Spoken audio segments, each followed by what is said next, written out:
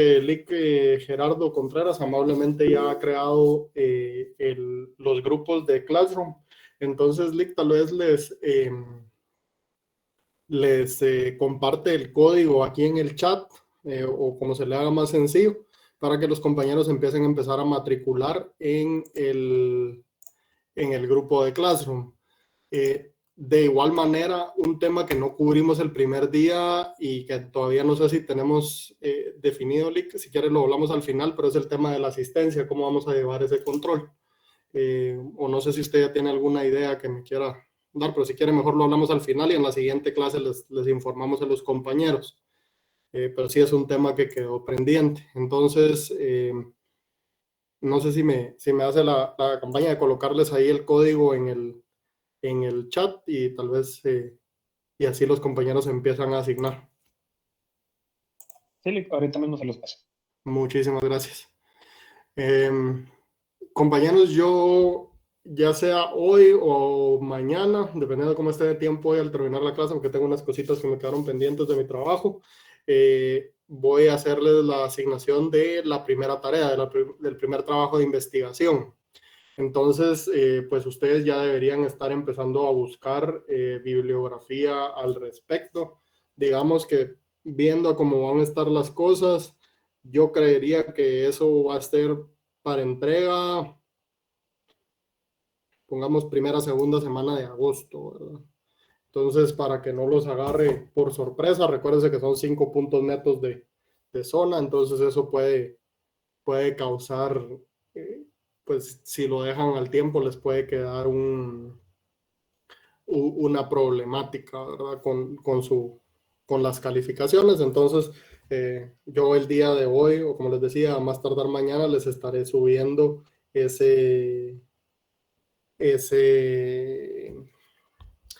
esa asignatura donde ya pueden tener ustedes los detalles y ahí me pueden plantear las dudas que les surjan al respecto, ¿verdad? No sé si alguien tiene alguna duda o algún comentario antes de que iniciemos la clase del día de hoy.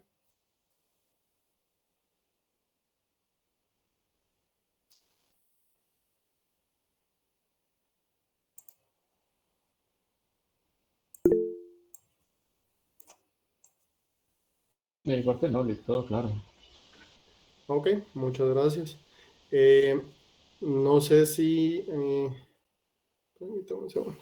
Fíjense, compañeros, que lo que sí no me respondieron es el tema de lo de las grabaciones de clase, que no me está saliendo el botón de disponibilidad para grabar las clases. No sé si les voy a ser completamente honesto de que no estoy seguro si por el tamaño de las clases nos quitaron esa disponibilidad o qué pasó ahí, pero no me aparece la de opción disponible. Entonces, yo mandé un correo de educación virtual. En cuanto me respondan de educación virtual, yo voy a comunicarles. Vamos a ver. Gerardo Alfonso. Ah, mire, pues, y Gerardo, ¿usted ahí se sube a la nube a algún lado? Buenas tardes, licenciado. En YouTube lo estoy subiendo. Igual otras clases también. ¿Será que me podría hacer la campaña de pasarme el link? Así la coloco yo en, en Classroom todos los días y así los compañeros la pueden accesar. Ah, está bien. Si no, cuando crea el grupo de WhatsApp, mando el link ahí. Así es como le está haciendo. Ajá, pero como el Classroom al final va a ser como que la guía del salón, porfa, solo que nos mande el link y ahí lo vamos colocando, ¿verdad? Está bien, licenciado. Ok, muchísimas gracias, Gerardo. Qué maravilla ahora con la tecnología. Bueno, entonces, no sé si alguien más tiene algo que agregar antes de que iniciemos la clase del día de hoy.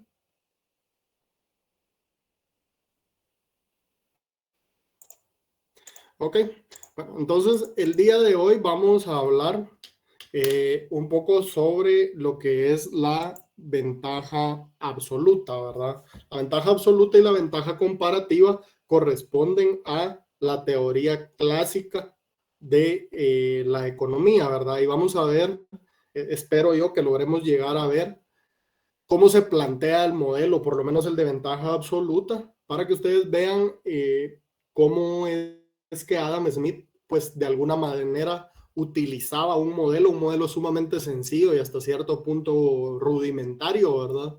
Para poder coadyuvar y llevar su punto, ¿verdad? Entonces,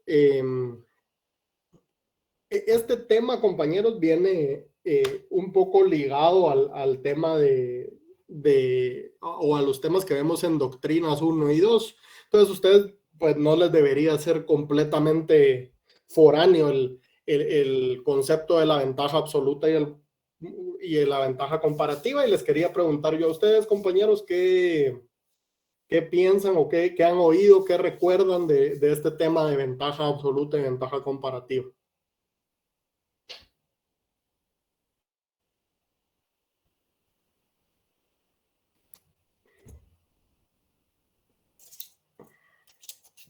Buenas tardes. De la ventaja comparativa entiendo que es cuando, bueno, hablando de un ejemplo clásico, pues por ejemplo, que una región o un país es mejor en producir cierto producto o cierto bien que otro país, ¿verdad? Aunque igual lo produce, pero un país es mejor o un lugar es mejor que otro para producir cierto bien. Entonces tiene una ventaja ahí. Excelente, ¿verdad? Entonces, la compañera nos indica, ¿verdad? Cada lugar tiene ciertas ventajas, ¿verdad? Entonces, vamos a poner que existe un país A y un país B, ¿verdad? Y por cuestiones climáticas, por cuestiones de el entrenamiento o la capacitación de la mano de obra de la población en ese lugar, por cuestiones de recursos naturales disponibles. Uno de ellos es mejor que el otro para la producción de ciertas mercancías, ¿verdad? Eh, y entonces, ¿qué, de eso, ¿qué procede, compañeros? Entonces, digamos que existen país A, país B, y cada uno tiene ventajas.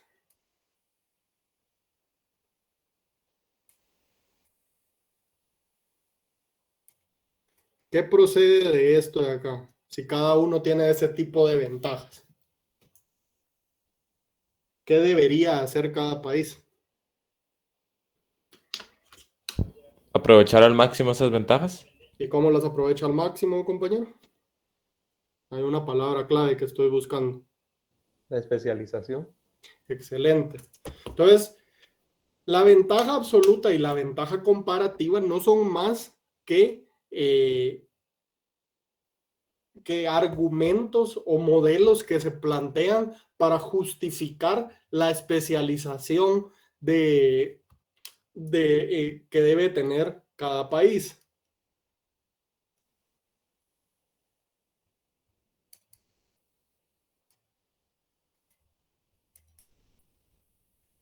Y si avanzamos un paso más allá y decimos, ¿por qué Ricardo bueno, por qué Smith en primer lugar y Ricardo después sienten la necesidad de justificar la especialización previo a la especialización que se estaba haciendo? Por la división del trabajo. Sí, pero cuando nosotros justificamos generalmente si estamos en algo contencioso, ¿verdad? ¿Dónde está la contención? ¿Quién argumenta en contra de la especialización?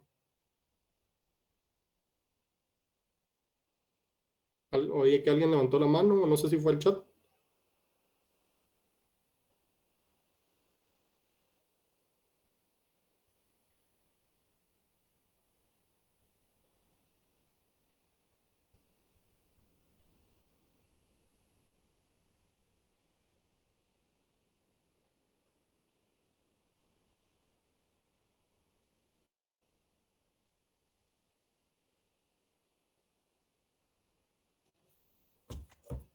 ¿Ok? Pues aquí es donde nace la tarea de la que ustedes van a investigar a fondo y después a sintetizar, ¿verdad? La idea venía originalmente, o los preceptos de comercio internacional venían originalmente de los mercantilistas, ¿verdad? ¿Quién recuerda qué era lo que los mercantilistas argumentaban en términos de comercio internacional? Les voy a dejar la pregunta ahí, vamos a empezar a avanzar y cuando ya empecemos a discutir esto más a fondo, porque ahorita fue más como introductorio, vamos a retomar el tema, ¿verdad? Pues hoy vamos a empezar este esquema de este módulo de la unidad 1, con ideas generales sobre la teoría clásica, un breve repaso de las contribuciones de Smith y mi meta es llegar hasta acá. Yo espero que solo hasta ahí, que no avancemos más allá de allá, porque honestamente no preparé ejemplos de Ricardo. Son ligeramente más complejos, pero queremos llegar hasta acá. Bueno. Entonces, ¿cuáles son los objetivos del módulo? Es comprender el modelo de ventaja absoluta como una herramienta para explicar el origen del comercio internacional, comprender el modelo de ventaja comparativa como una herramienta para explicar el origen del comercio internacional. Estos modelos pertenecen a la teoría pura del comercio internacional, es decir, que son modelos que existen para explicar por qué las naciones comercian entre sí. No son modelos normativos, por así decirlo, ¿verdad? Luego, tenemos que establecer la manera en que las ideas de la economía clásica conducen a los modelos de ventaja absoluta y comparativa. Identificar limitantes, ¿verdad? Porque al final esas limitantes son los que dan lugares a que nosotros podamos hacer modelos ligeramente más complejos. Entonces, esa identificación de limitantes es sumamente importante cuando nosotros planteamos un modelo, y no solo para modelos tan sencillos y rudimentarios como el que vamos a ver hoy, sino hasta para el modelo econométrico más avanzado y complejo que ustedes puedan plantear. Es bien importante que siempre vayamos encontrando las limitantes, ¿verdad? Esas limitantes son lo que nos dice para qué sirve este modelo y para qué no sirve, ¿verdad? Y luego,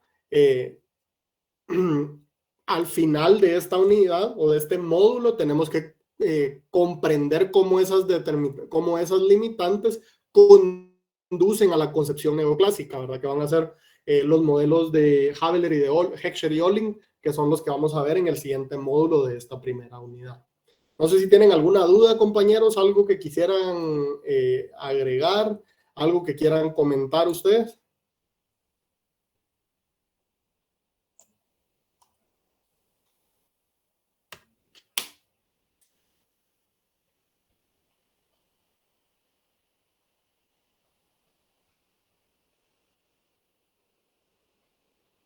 Ok, bueno. Entonces, ahora sí, ¿qué era lo que los mercantilistas opinaban sobre el comercio internacional, compañeros? ¿O qué se recuerdan ustedes del mercantilismo en general, no necesariamente sobre el comercio internacional? Porque hay dos cosas claves aquí. Vi que la tierra era lo principal para los mercantilistas. No, esos son los fisiócratas. La acumulación de metales preciosos. Exactamente. Entonces, sí, entonces los mercantilistas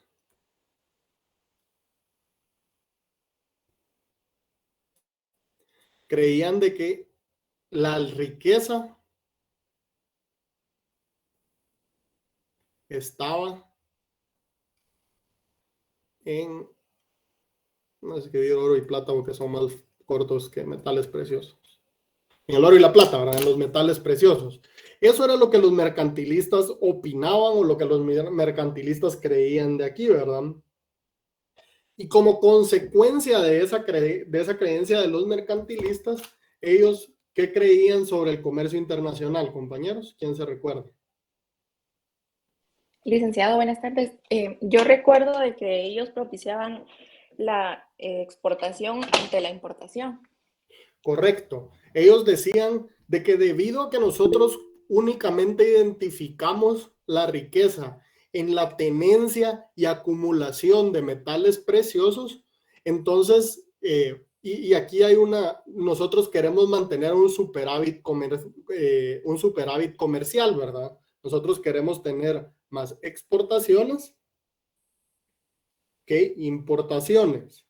Nosotros queremos que esto sea mayor que cero, ¿verdad? Y entonces, ellos lo que creían era eso, ¿verdad? Debido a que el comercio a través de las fronteras era únicamente o se pagaba en metales preciosos, entonces el comercio o los metales preciosos tenían que quedar o tenían que entrar más que salir, ¿verdad? Y entonces se volvía de suma importancia que tener un superávit en la balanza de pagos, específicamente en la balanza comercial, ¿verdad? En ese momento en la historia no había tanto en términos de riqueza por temas comerciales, ¿verdad? O por temas de servicios. Ahora, el problema de esto es que Smith creía de que la aplicación de la economía clásica, al final Smith más que era un economista, pero era un filósofo, ¿verdad? De la ilustración. Smith creía de que la aplicación de la economía clásica era una de las consecuencias. Perdón, compañeros, que va de quedarme pensando, pero sí, la verdad es que el COVID me ha afectado un poco con eso de que se me olvidan algunas palabras. Entonces me disculpo desde ya. Esperemos que ya en estos días me encuentre mejor. Pero una de las consecuencias que surgían o nacían de la idea de los clásicos es la creencia de que era posible el incrementar la riqueza de todos a través de la división social del trabajo, ¿verdad? De que debido a que lo que generaba valor no eran metales preciosos y su acumulación, sino el trabajo, el uso eficaz y eficiente del trabajo en todo el mundo iba a generar un mayor nivel de riqueza para todas las personas.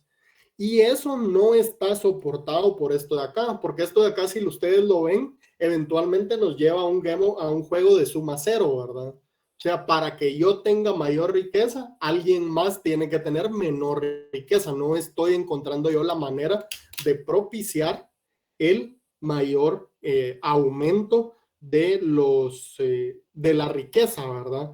Y por eso es que el libro de Smith se titula La riqueza de las naciones, ¿verdad? Porque él está tratando de contrarrestar eso y decir de que al final todo el mundo ganaría si se utilizan las prácticas de comercio libre y de especialización, ¿verdad? De acuerdo con su ventaja absoluta. Y entonces definamos ese término, ¿verdad? ¿Qué es una ventaja absoluta? Pues una ventaja absoluta al final pues tiene muchas definiciones, pero lo podemos definir como la habilidad que tiene un individuo o un grupo de hacer alguna actividad económica en particular más eficiente que otro grupo, ¿verdad? O sea, no quiere decir que usted sea necesariamente mejor, sino que ya sea por cuestiones propias o cuestiones de su ambiente, usted puede hacerlas más eficientemente que los otros grupos. Entonces, esa es un poco la clave ahí, ¿verdad? De que todos lo traten en términos de eficiencia. ¿Está claro eso, compañeros? ¿Alguna duda? ¿Algo que alguien quiera agregar?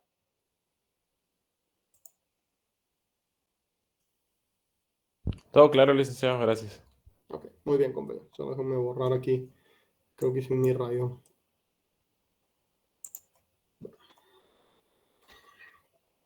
Entonces, vamos a hablar un poco sobre cuáles son los soportes económicos de la teoría clásica. Vamos a tratar de ver cómo esto conlleva las ideas de Smith, ¿verdad? Y vamos a hablar brevemente sobre las contribuciones de los clásicos, ¿verdad? Entonces, por ejemplo, hablamos sobre que la corriente clásica de la economía viene en parte impulsada por el desarrollo de las fuerzas productivas, ¿verdad? O sea, previo a la revolución industrial. Previo a la revolución industrial, el tipo de debate que Smith estaba teniendo era en gran medida, hubiese sido, ¿verdad? Ni siquiera estaba el debate disponible, pero hubiese sido en gran medida un debate puramente académico, ¿verdad? Porque no era posible tener una variedad y una especialización de mercancías. Los equipos tecnológicos no estaban disponibles. Y al estar disponibles esa cantidad de nuevas mercancías, entonces la pregunta sobre cómo se deben llevar a cabo las relaciones sociales de producción se modifican, ¿verdad? Y surge la corriente de la Ilustración. No sé si alguien se recuerda, aquí en la escuela en doctrina no lo vemos tan a detalle, pero si se recuerdan de ciencia política en el área común, ahí se habla un poco de la Ilustración. ¿Qué es lo que nos dice la Ilustración y de qué se trataba, verdad? En términos muy generales, no sé si alguien lo recuerda.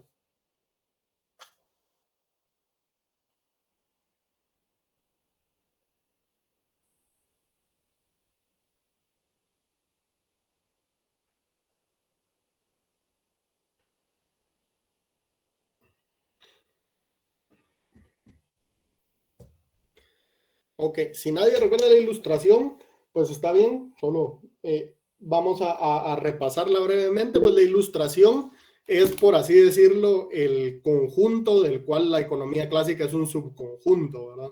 Si ustedes lo quisieran ver así, borrar acá.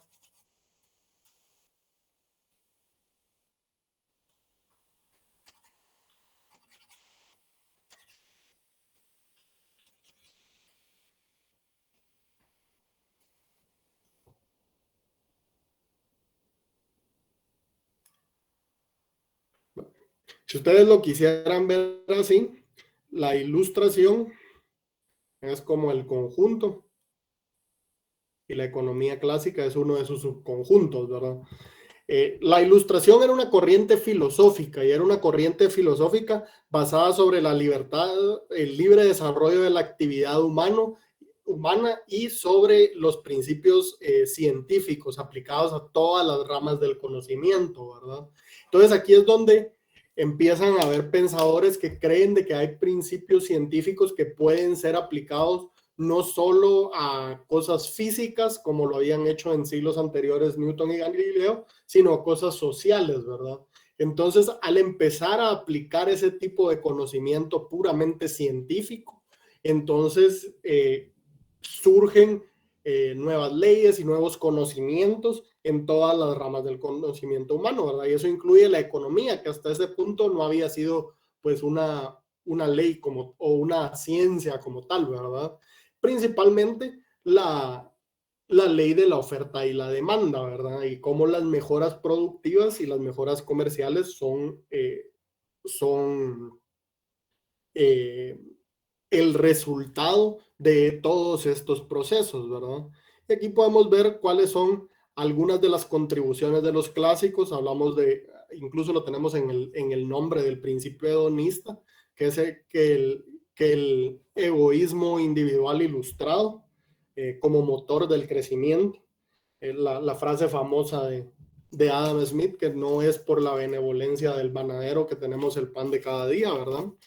La ley de Jean-Baptiste Say, que dice que la oferta genera la demanda, entonces coloca la fuerza o el motor de crecimiento y de desarrollo de la economía no en lo que las personas quieren, sino que en lo que las personas producen, ¿verdad? Y eso es clave porque significa de que nosotros, si queremos, por así decirlo, echar a andar ese motor, tenemos que echar a andar o incentivar el lado de la producción, ¿verdad? Tenemos que, y por eso es que si ustedes en inglés escuchan así como a la gente que es muy afín a Ronald Reagan y a Margaret Thatcher, ellos dicen supply side economics, ¿verdad? Ellos tratan de decir de que el incentivo tiene que estar para el productor, ¿verdad? Entonces, luego tenemos la teoría del valor trabajo. Ellos eran creyentes en que en que el trabajo era el único generador de valor. Establecen el dinero como una especie de mercancía que sirve para el intercambio, no como algo que tiene valor intrínseco, ¿verdad? Y luego la teoría del comercio internacional, la teoría pura del comercio internacional, que es lo que nos atañe hoy aquí en la clase. No sé si alguien tiene algo más que agregar acá, compañeros, o algo más que quieran decir de acá.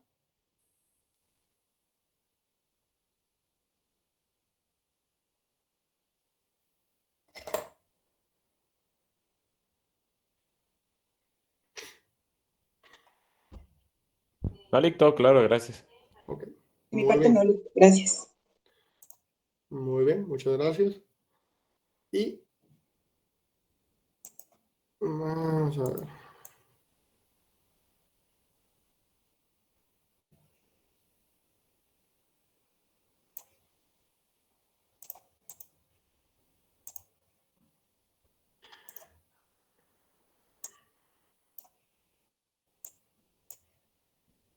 ¿Sí se logra ver claro este pizarrón improvisado, compañeros? Sí, licenciado. Sí, licenciado.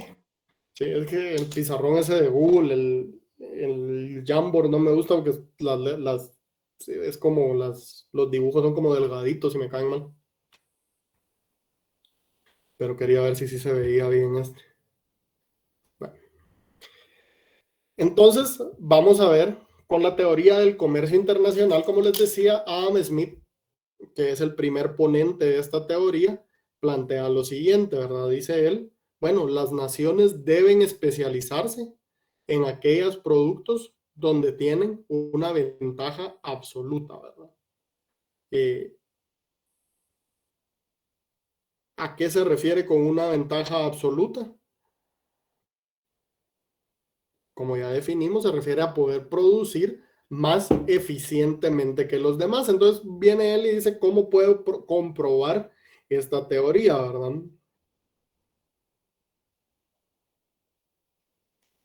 Y entonces dice, bueno, yo voy a hacer un modelo.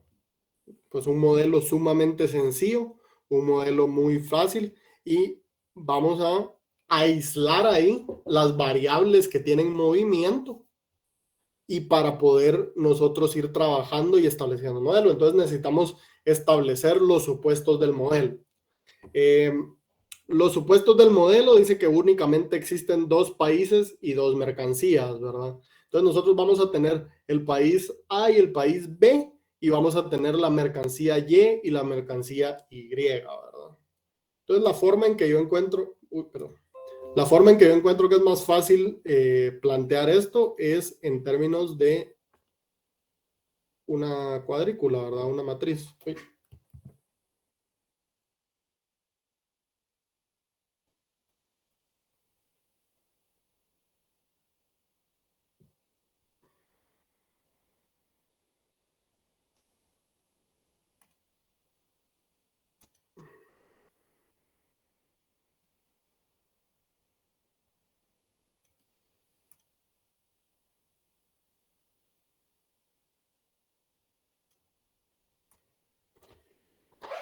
Y aquí lo vamos rellenando.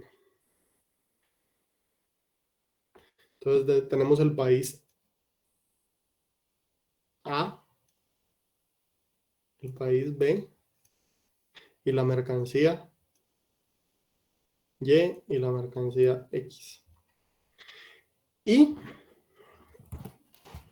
los supuestos que nos dicen que no van a haber costos de transporte ni barreras arancelarias. Entonces, aquí ya nosotros podemos empezar a ver cómo cuáles podrían ser algunas de las limitantes de los modelos, ¿verdad? Generalmente, y aquí es más una cuestión de cuando uno evalúa un modelo, generalmente el modelo siempre funciona, ¿verdad? Porque casi nunca llega a la fase de presentación sin ver el modelo.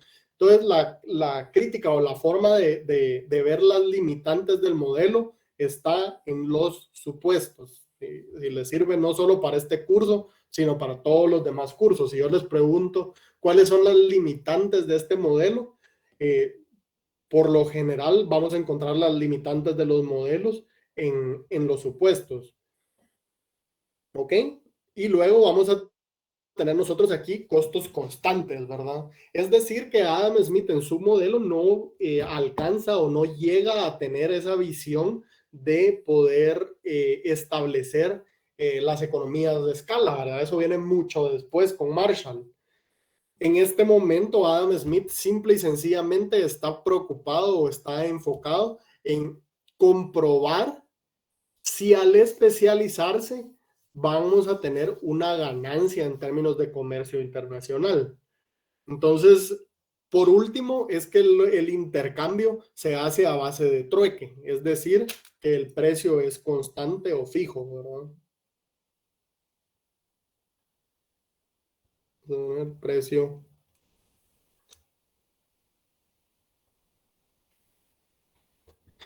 ¿Alguna duda con esto, compañero? ¿Alguien quiere agregar algo o quiere comentar algo acerca de estos supuestos?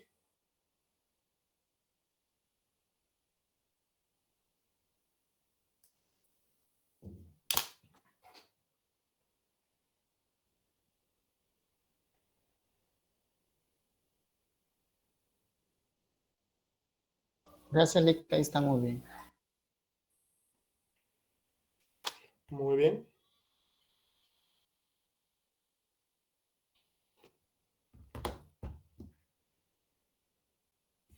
Permítame un segundo, compañeros.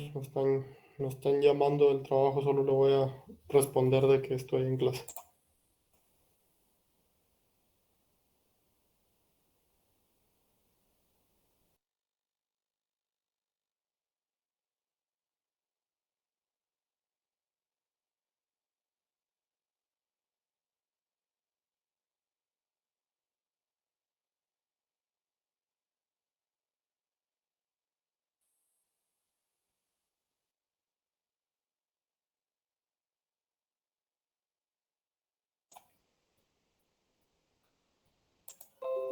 Ok, muy bien. Entonces luego tenemos otro juego. Estos principios son o supuestos son simplificadores, ¿verdad? Sirven para que nosotros no tengamos que operar un montón de variables distintas, ¿verdad?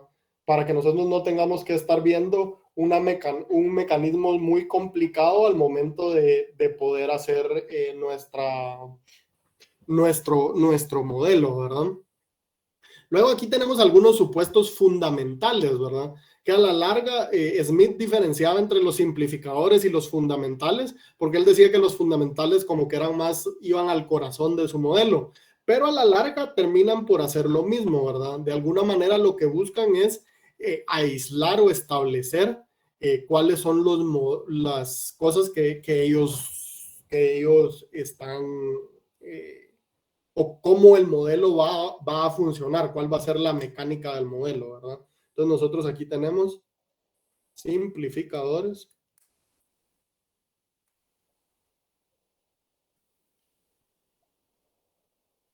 Y estos van a ser fundamentales.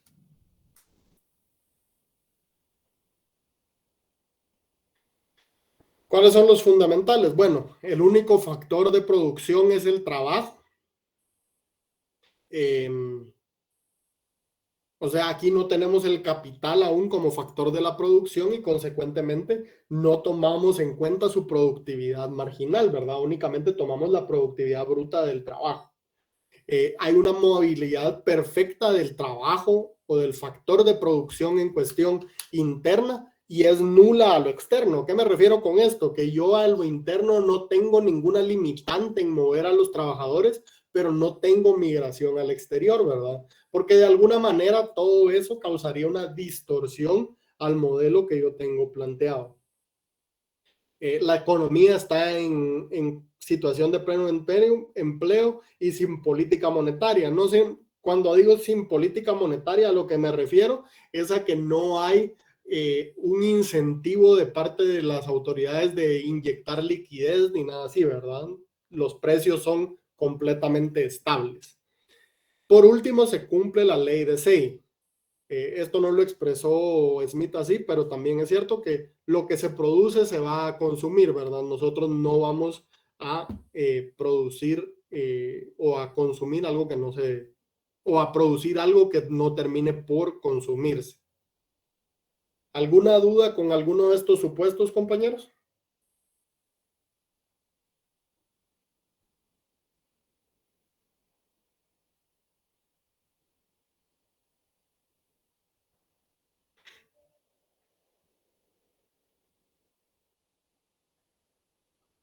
Ok. Y de último, estos son algunos supuestos míos, ¿verdad? Estos los agregué yo solo porque son dudas que han surgido en años anteriores y que podemos ir pensándolo al momento de evaluar el modelo, ¿verdad? Estos son más cuestiones de evaluación, pero número uno es que la utilidad es igual al consumo, lo cual es igual a la producción, lo cual es igual a la riqueza, ¿verdad? Es decir, la meta del modelo al final es que haya la mayor cantidad de riqueza posible dentro de los países que estamos evaluando acá. No es la meta de que los países queden con menor producción que la anterior, ¿verdad? Entonces, las ganancias del mundo pueden ser vistas en términos de mayor producción, pero también pueden ser vistas en términos de horas hombre, ¿verdad? O sea, en términos de ocio. Entonces nosotros aquí, para ponerlo en términos microeconómicos modernos, diríamos que podemos encontrar ganancias en términos de consumo y ganancias en términos de ocio. ¿Alguna duda con estos, compañeros?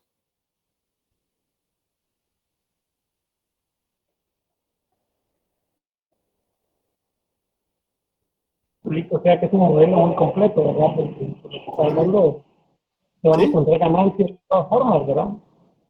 Sí, o sea, es un modelo, por así decirlo, cerrados. Dadas ciertas condiciones, siempre va a encontrar un mayor nivel de una ganancia de todas formas, pero al final de la clase ustedes deberían poder identificar una situación donde no funciona. Y entonces eso nos va a abrir el paso para la ventaja comparativa, ¿verdad? Pero por el momento en los ejemplos que yo les voy a mostrar, debería de funcionar en ambos, ¿verdad? Entonces vamos a pasar acá. Nick, una pregunta. Sí, dígame. En este caso, en la diapositiva anterior de los supuestos, que se decía que la utilidad, no, la que estaba. La utilidad es igual al consumo, igual a la producción. Básicamente no hay ahorro. Todo se circula. Es una alta circulación que tiene el capital en este caso, ¿no? En este caso no hay capital como tal, pero sí, o sea, básicamente todo se consume y todo se vuelve a producir, ¿verdad? O sea, no hay acumulación, básicamente. Exactamente. Ok. Muy bien, sí, excelente, no hay acumulación. Aquí podemos ir viendo otra de las implicaciones del modelo, ¿verdad? No hay acumulación. Entonces, cuando los otros van planteando otros modelos, van buscando qué pasa cuando sí hay acumulación, ¿verdad? Bueno, entonces tenemos acá nuestra producción y nuestro, digamos que aquí lo vamos a expresar solo en términos de la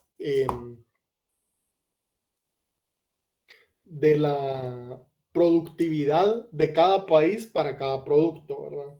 Entonces, digamos de que para el bien Y, el país A tiene una productividad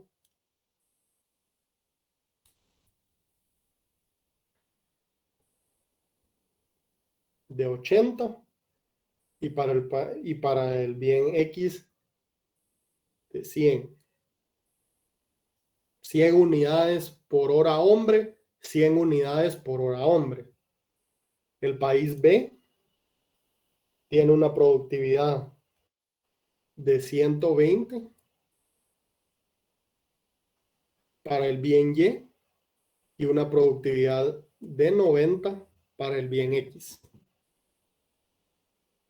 Entonces, si yo saco la producción total por cada hora hombre de cada país, diría de que por cada hora hombre, el país A produce 80 unidades de Y 100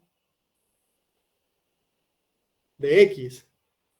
Y como estos son, recuérdense que parte de los supuestos es que los podíamos consumar con trueque, entonces estas unidades al final se pueden sumar y podríamos decir que tienen una unidad de 180, ¿verdad? O sea, su productividad total en una hora son 180 para el país A.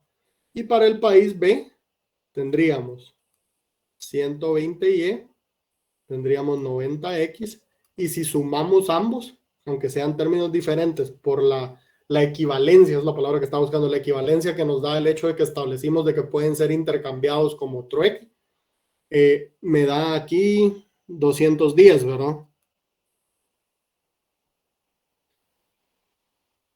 ¿Estamos correctos ahí, compañeros? ¿Alguien tiene alguna duda, algún comentario que desea agregar? Todo claro, Lick. Todo Ok. bien y gracias. Muy bien. Luego tenemos que ver la productividad o la producción del bien Y. En todo el mundo, el bien Y produce 200 unidades por hora hombre, ¿verdad? Y el bien X produce 190 unidades por hora hombre, ¿verdad? Entonces, la sumatoria de estos debería cuadrar, ¿verdad? Deberían haber 390 unidades de producción en todo el mundo para ambas mercancías en ambos países. Ahora les pregunto yo a ustedes, compañeros, y aquí debería de ser pues bastante obvio.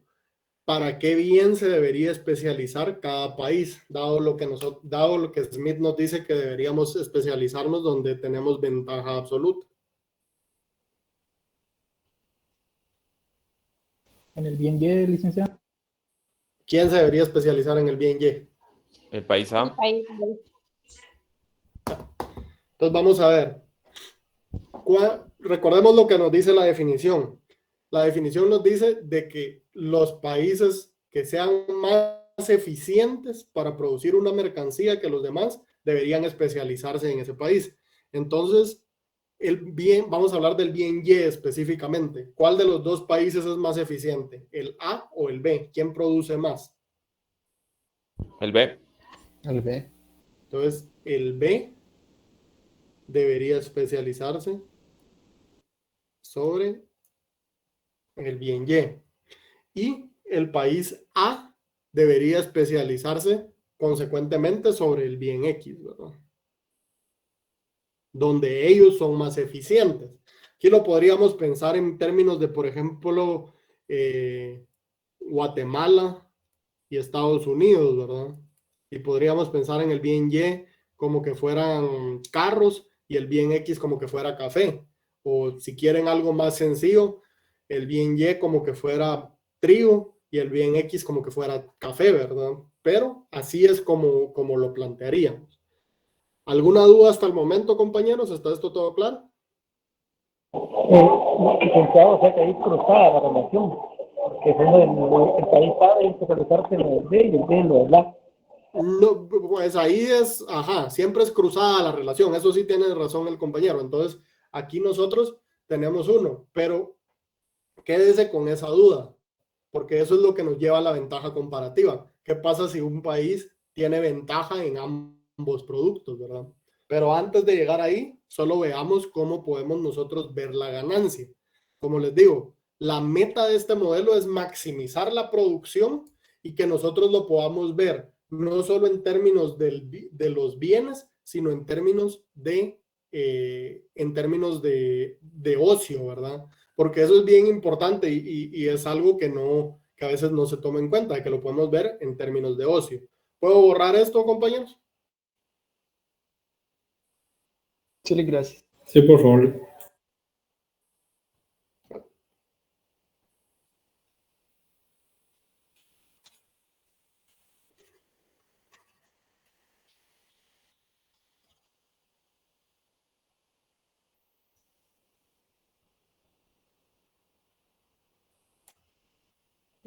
Entonces, ¿cómo nos queda ahora nuestra matriz?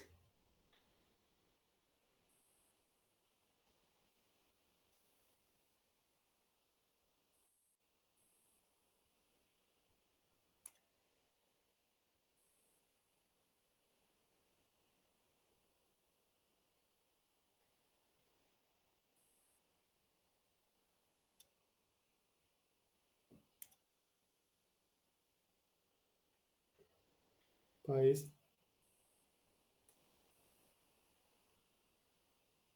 A, país B, mercancía Y, mercancía X. Bueno, entonces el país A se iba a especializar, dijimos, sobre la mercancía X, ¿verdad?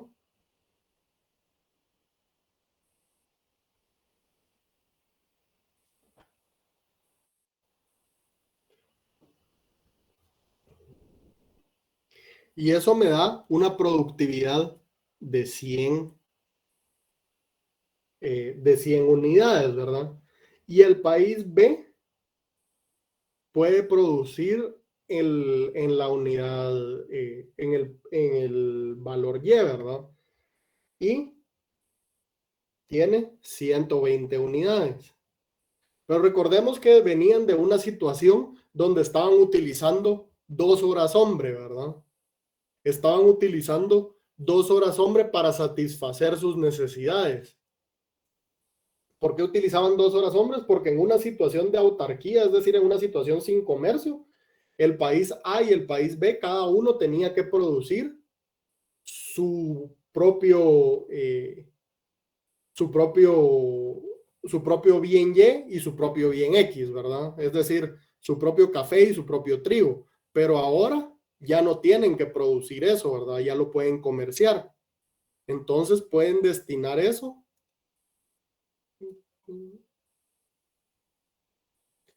Vamos a darle un poco de espacio aquí, compañeros.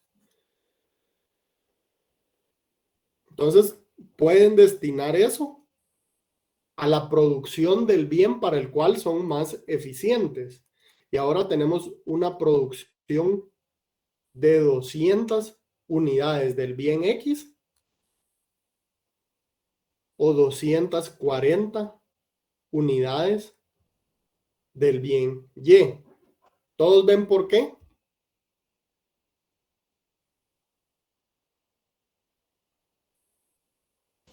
Sí, Ok, entonces ya aquí podemos ver la ganancia del comercio, ¿verdad? La ganancia y la especialización del comercio yacen en que antes nuestra producción total era de 390 unidades de producción y ahora nuestra producción total es de 440 unidades.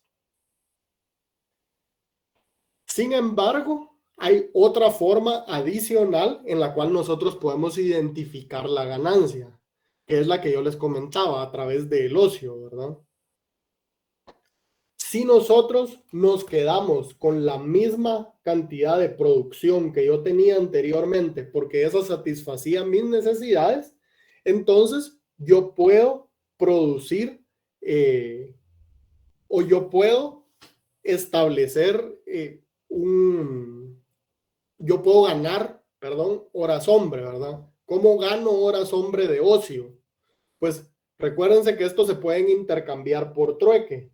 Entonces, yo originalmente necesitaba 80 unidades del bien Y en el país A.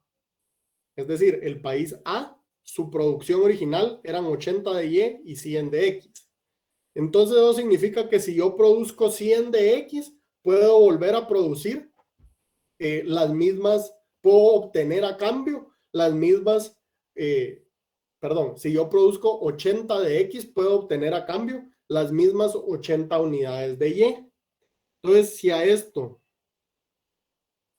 yo le sumo 80 unidades, yo estoy gastándome 1.8 horas, que son, ¿qué sería? Como 1 hora 50, para obtener las mismas 80 unidades de Y y 100 de X.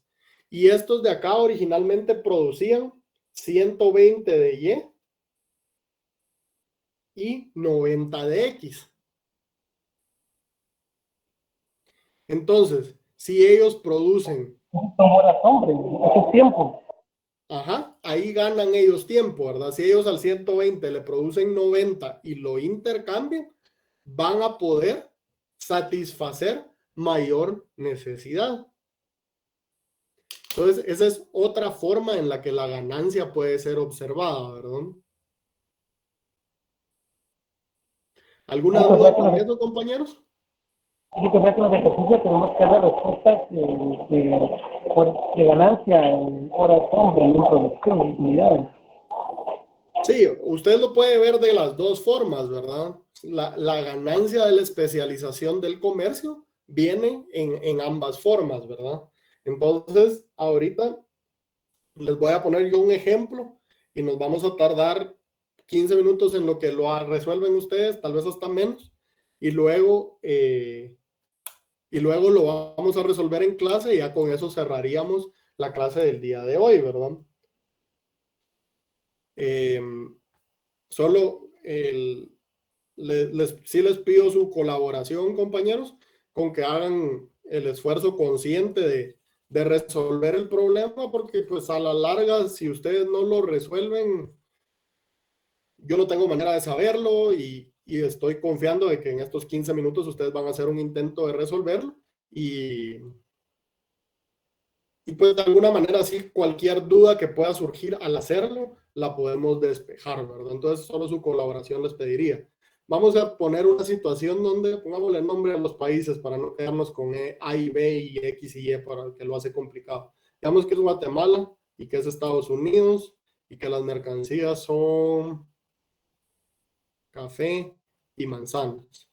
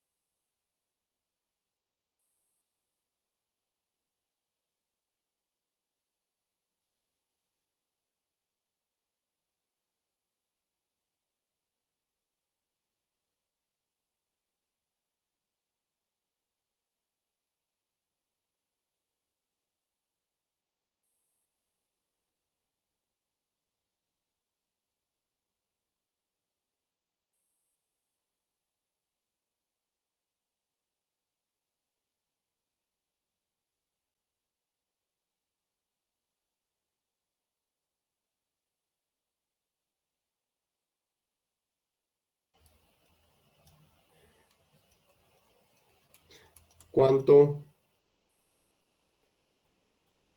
ganarían de ocio si mantienen el mismo nivel de consumo?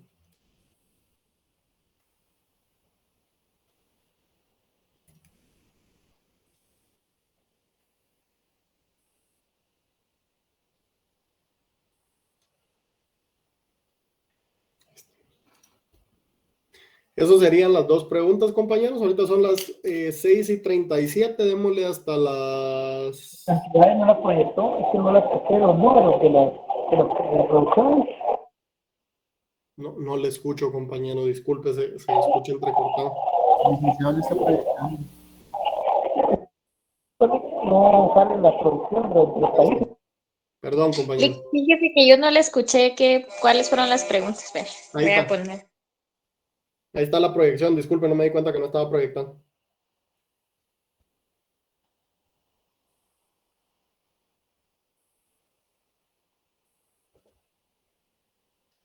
Entonces, son las 37. ¿Y les parece si les damos hasta las 50? ¿O prefieren que utilicemos el resto de la clase para resolver esto y lo vemos al primer momento de la clase el día de mañana? Por cierto, mañana tenemos clase, el primer viernes nos toca a primera hora. Mejor de una vez. Ok. Muy bien, entonces a las 50 vamos a repasar esto.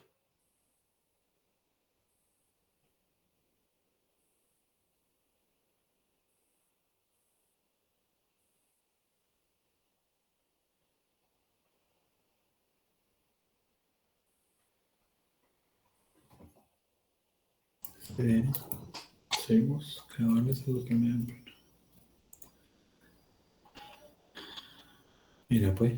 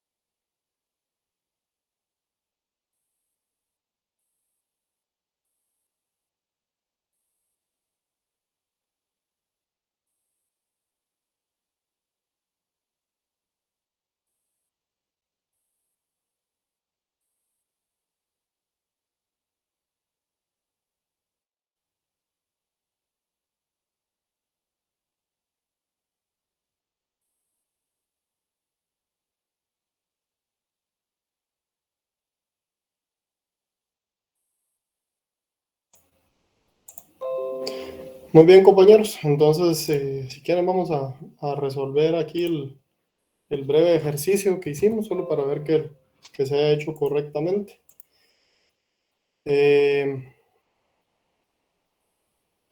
¿Cuánto me queda a mí la producción total en condición de autarquía, compañeros?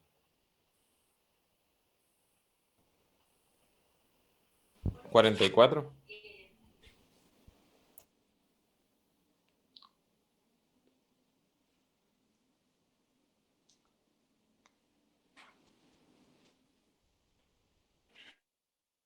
Pues en condición de autarquía, Guatemala produciría 16 y Estados Unidos 16 también.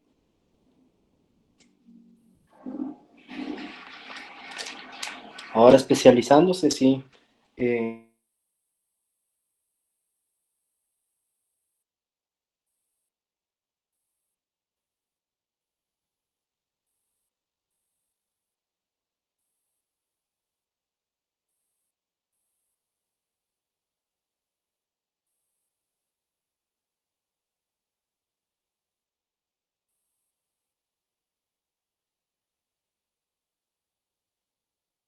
Se debería especializar en café y Estados Unidos en manzana.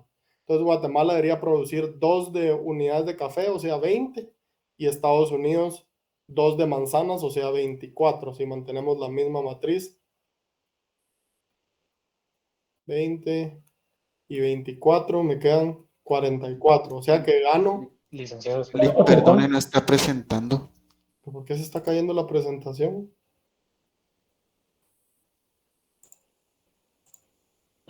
Hace mucho que dejé de presentar. No. Ok. Casi que desde que preguntó.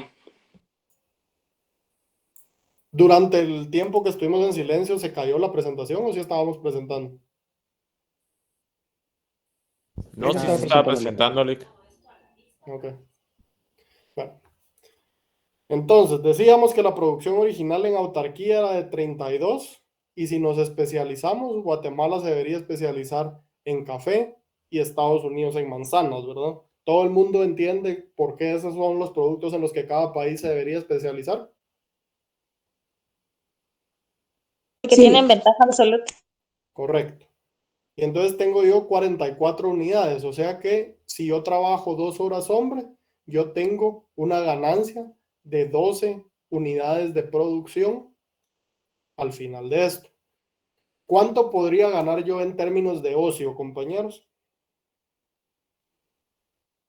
Si solo produzco lo suficiente para obtener estas 6 manzanas originales. Bueno, yo tendría que producir 16 unidades de café. Tendría que producir 16 unidades de café, lo cual me toma 1.6 horas, ¿verdad? Y entonces me ganaría 0, sería 2 menos 1.6, me quedaría 0.4 horas hombre. Esa sería la ganancia para Guatemala. Y para Estados Unidos, producir 4 unidades de manzanas que puede intercambiar por 4 unidades de café, le toma 0.3, no, 4 y otros. 0.333 horas, ¿verdad? Tomaría 15 minutos. Que sería 0.25, perdón.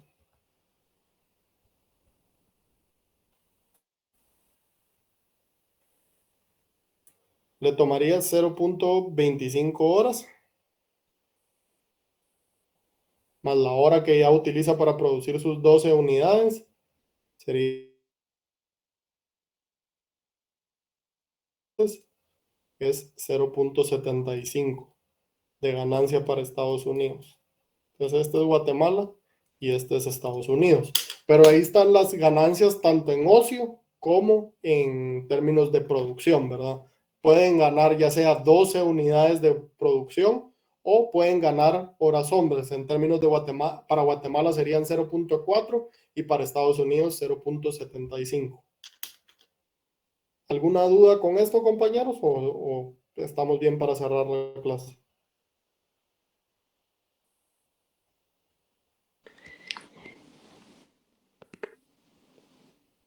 Una pregunta con respecto al ocio. Ajá. En este caso, es únicamente haciendo referencia pues al excedente, ¿verdad? Al excedente. Correcto. Ok. A que en teoría el país podría elegir no producir eso extra y solo mantener esta misma cantidad de bienes que produce y tener una mayor cantidad de tiempo libre, ¿verdad? Entiendo eso, asumiendo un escenario de especialización completa hacia el producto con ventaja comparativa. Exacto. Ajá. Ok. Y ahí encontramos, para empezar, lo primero que vamos a ver en la clase del día de mañana, empecemos a encontrar las fallas que tiene este modelo. Este modelo requiere o necesita la especialización completa, lo cual pues no es aplicable a la realidad, ¿verdad? Entonces empezamos a pensar las limitantes que tiene este modelo para explicar el comercio exterior en el mundo real, ¿verdad?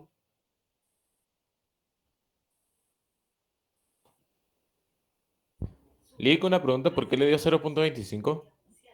0.25, quizás hice mal mi aritmética usted. Era 0.33, ¿verdad? Sí, por eso le preguntaba, porque entonces Sí. serían... 0.66. Ajá, exacto. Sí, usted tuve ahí una laguna mental y no lograba hacer la matemática en la cabeza. Gracias, Lick. Como les digo, esto del COVID está complicado con las lagunas mentales. Hoy pasé 3 horas pensando en la palabra segmentación. Compañeros, sí les pido que si ven que se me cae la presentación, me avisen inmediato porque así vuelvo a presentar, porque no sé cuánto tiempo estuve sin la presentación, pero sí para evitar ese tipo de cosas, porque no sé qué le está pasando. Voy a agregar esto a mi lista de preguntas y dudas para educación virtual. Pero por aquí dejamos la clase el día de hoy, compañeros. Nos platicamos el día de mañana a primera hora. Muchas gracias. Muchas gracias, Lick. Buenas noches. Perdón.